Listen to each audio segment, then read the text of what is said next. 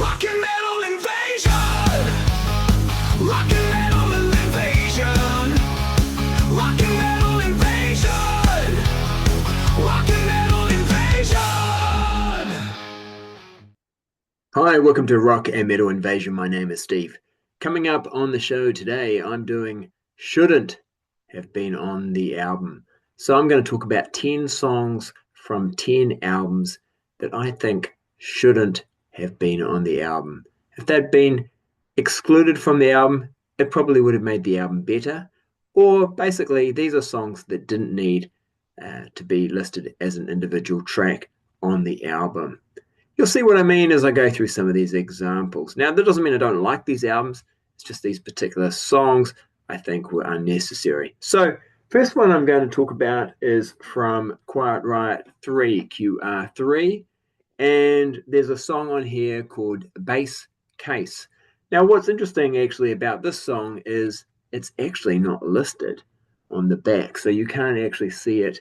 It's got the song titles along the back here, but it's actually not listed. But you do see it when you open up the insert. So it is actually listed on the, it's got the song titles and it's got the lyrics on the lyric sheet, and it's just called Bass Case. So it is listed here. It's also listed on the label of the record.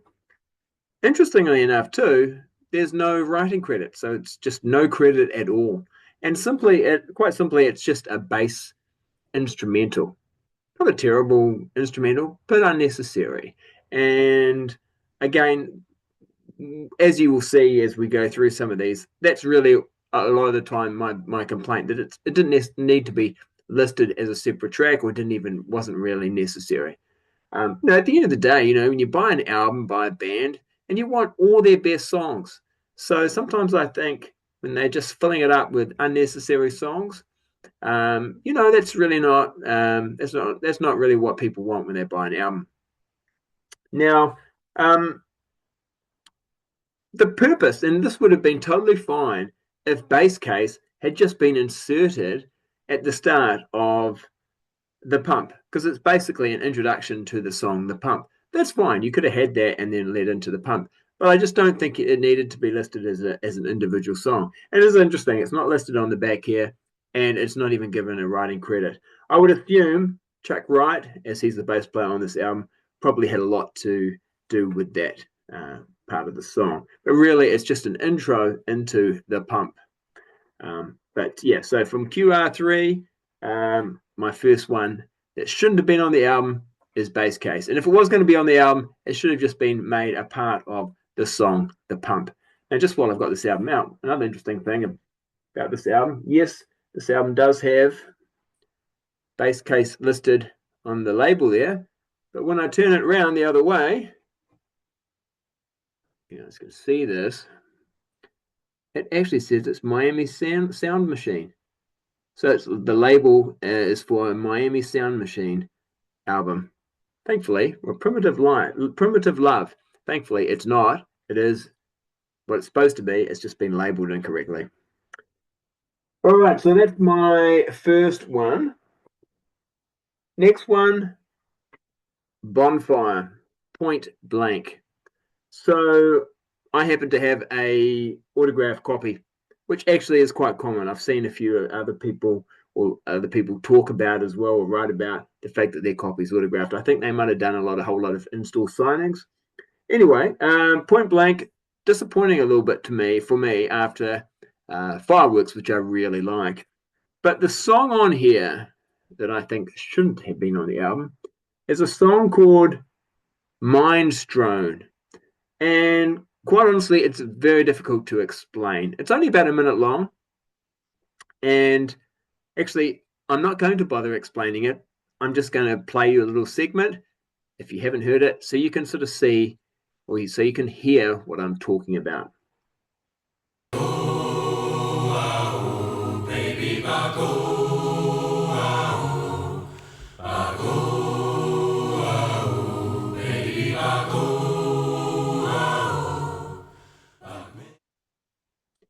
So yeah, not exactly what you would expect from Bonfire. And someone's buying a Bonfire album, I don't really think that's what they're looking for from one of their songs, especially when you're buying an album that has, I mean, this vinyl copy has, I don't know how many songs on here, maybe about 13, 14 songs on it. There's a lot of songs. They even, because it's vinyl, they couldn't even fit all the songs on here. So I think the CD copy has some more songs on it, including The Price of Loving You, which I think was a single. It was written by Desmond Child. So that's not even on here. And yet Mind Strewn is.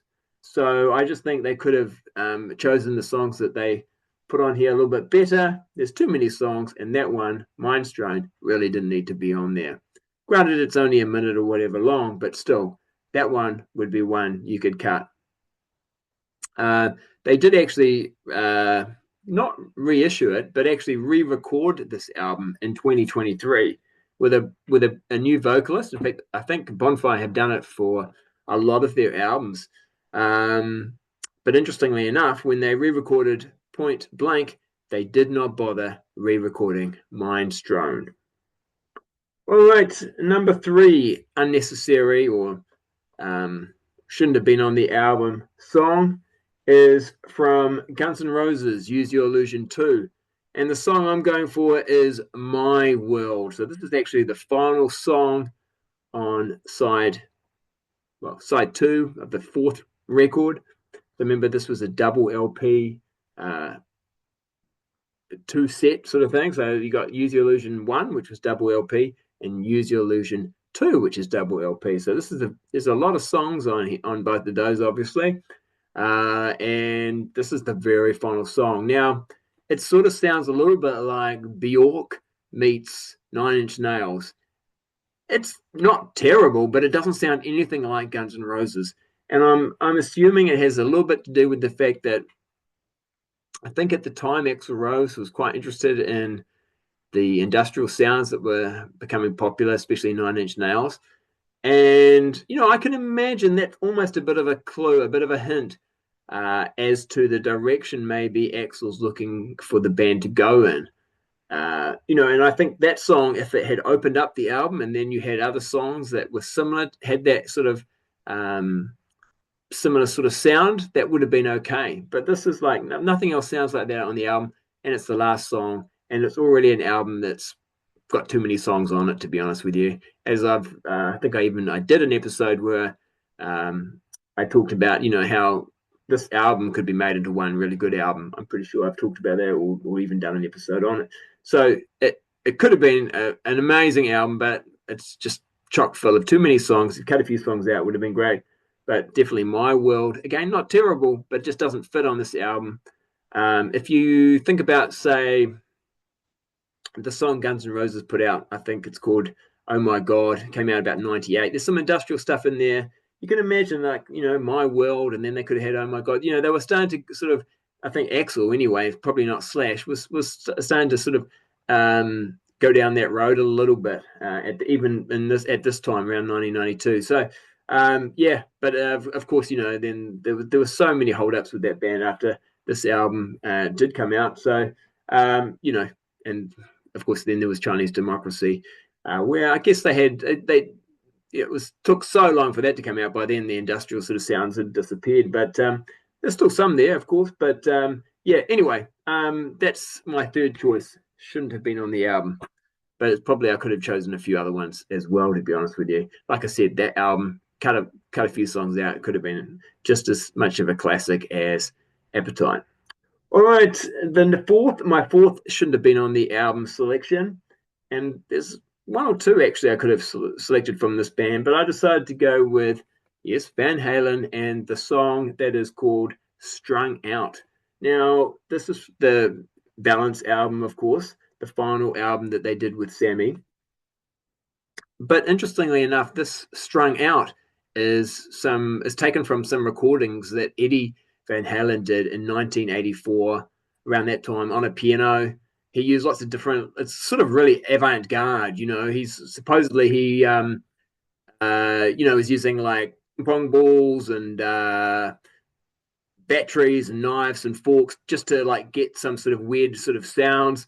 And supposedly Bruce Fairbairn, the producer of this album, went through, it's like it's like 10 hours worth of tape or something to come up with, you know, something that's really only a minute and a half long. And really, it adds absolutely nothing to the album, in my opinion. So I just think you could have got rid of that one. And it is a bit unusual, that's for sure. But okay, my fifth selection is a song that maybe could have been on the album, but it definitely shouldn't have been the opening track. And this is The Whiter Shade, or A Whiter Shade of Pale by Doro. So for whatever reason, it opens up the album. And of course, you know, it's a remake of a Procol Harum song. It sounds nothing like anything else on the album. And there were, well, Doro and management, or whoever it was that made this decision, were, you know, really trying to get a hit out of a cover song. But for me, the sequencing of the song is totally wrong to open up the album with that song. It's not also, I think, a great idea to have that song as your first music video. It was, I think, the first music video. There's some really good hard rock, heavy metal on this. Hard Time, Save My Soul. You know, this is very much, it's got here, Doro plus Warlock, Force Majeure is the name of the album. This is when she's just transitioning, Doro is just transitioning away from Warlock. She actually really wanted to keep the Warlock name, but there were issues and so forth. And my copy just happens to have this plus Warlock sticker on it, but there was too many legal issues with actually keeping the name. But you know, and so some of these songs they wouldn't necessarily sound out of place on a Warlock album, but obviously, you know, A Whiter Shade of Pale, that definitely does not sound like a Warlock song, and it doesn't really even sound like a Doro song. So yeah, I think really shouldn't have been on the album. And if you were going to have it on the album, like, don't have it as your first track. All right, so that's my fifth one. Number 6, and these are in no particular order. I'm just going to show you 10. Number 6, well, Bon Jovi, New Jersey, and there's probably a few on here I could choose. But the one I really think shouldn't have been on the album is Love for Sale, because for me it's a throwaway song. And you know, it's kind of this acoustic. They're kind of, you know, I don't know, sort of like the impression I'm getting is they're having some drinks around a fire, and they're just, you know, got the acoustic guitar out, and they're just, yeah, singing this song. That, yeah, is not a great song, and a B-side fine, but not on your album, especially when you know they've got so many better songs. They even released, and this is the Bon Jovi New Jersey Deluxe 2 CD edition that has, you know, a whole lot of songs that were recorded for the album that didn't make the album. They're calling it the Sons of Beaches demos. I think originally the album was going to be called Sons of Beaches. And there's a lot of songs that didn't make the album. They could have put one of these songs on here instead of Love for Sale, for example, one of the B-sides, Love is War. That's a great song. You've also got Love Hurts. That was a demo. I think that's a really good song. I mean, granted, this is just my opinion, but I think, you know, those two songs should have been on the album, would have made the album better. Because for me, side 2 is a bit of a letdown. You know, Ride Cowboy Ride's a bit of a non-event sort of a song as well. You know, he's getting into his real cowboy phase here, you know, with the Stick to Your Guns and Wild as the Wind. I don't know. 99 in the Shade's probably the only song on side 2 I really like, and I quite like it. So yeah, but yeah, for me, the song that shouldn't have been on the album, Love for Sale. All right, next one I'm going to talk about is just a song that I just think is lyrically quite weird, musically a little bit unusual as well, and that is Frehley's Comet, or Ace Frehley, and the song Dolls. Really weird lyrics. I actually listened to a version of the song with just isolated vocals, so all we could hear was the vocals. Yeah, and you know, Ace just sounds unusual the way he sings it. The lyrics are strange. Yeah, musically it's a little unusual. I could imagine maybe Alice Cooper singing a song like this if it was actually, like, you know, for a horror movie or something like that. But it just doesn't really fit in the context of this album. And I think, like, I do like this album. There's some good songs on here, but it is a little bit unusual. It doesn't seem, at times it seems a little inconsistent, because of course you've got Todd Howarth doing some of the vocals, and he sounds quite different, and even his songs sound quite different to Ace's. I think I prefer the Todd Howe songs, to be perfectly honest with you. But anyway, Dolls, yeah, it's a strange one, and I know some people do like it, but for me, I don't think it should have been on the album. All right, next one. Well, the next one's an interesting one because actually it's a really good song, but the song Crystal Eyes should not have been on this album. Now, like I say, it's a really good song. Why shouldn't it have been on the album? It shouldn't have been on the album because it was already on this one. So, Crystal Eyes was on Hollywood Vampires, which I think came out around 1991, produced by Michael James Jackson. And then they put this album out in 1994, Vicious Circle, and it's got a lot of songs on it as well. It's got 15 songs on it. Of course, this is the CD age, right? This isn't even on vinyl, I don't think. So I've got it on CD. Pretty good album, actually, I think, for the time. But there's some good songs on here. I'd love to change the world. I think that's a great song. And Crystal Eyes, like I say, very good song. But I've already heard it. I already got it on your previous album. Why are you putting it on this one as well? Maybe they felt like that was such a good song, and it is a really good song, and we didn't get a hit out of it. Maybe we can get another. Maybe we'll try it again on this album. I don't know. It's already got 15 songs on it, so it's not like you're short on songs. Very strange. So yeah, that's my next selection for shouldn't have been on the album. LA Guns from the album Vicious Circle and the song Crystal Eyes shouldn't have been on the album. All right, now. Two more to go. Now this one, it's a bit of a toss-up, really. Now I don't want people to think I don't like instrumentals, but here's the thing: I think a lot of these instrumentals are unnecessary as individual tracks, and they could just be used as part of the song that comes after it. Although I have to say, with these ones, I'm not so sure. So what I'm talking about is TNT, Tell No Tales. They've got 3 instrumentals on this album, and this is an album I talked about. LA Guns had 15 songs on their album Vicious Circle. Well, this album actually only has 11 songs, and 3 of them are short instrumentals, so you actually only really get 8 proper songs, which I remember thinking at the time, it's not the best, is it? It's okay if they're good songs, and there are actually 6 of the 8 for me are good. I actually don't like the ballads on this one. It's not necessarily that TNT can't do some good ballads, because the previous album had some good ones on it. I mean, I love the previous album. That's almost every song's great. So yeah, didn't like the ballads on this one so much, and then yeah, the instrumentals just kind of like throwaway songs. So when I'm talking about shouldn't have been on the album, I'm just basically saying at least one of those 3 shouldn't have been on the album, at least. And maybe just like put in a proper full song that has like lyrics and so forth, rather than just because we've only really got 8 for this album.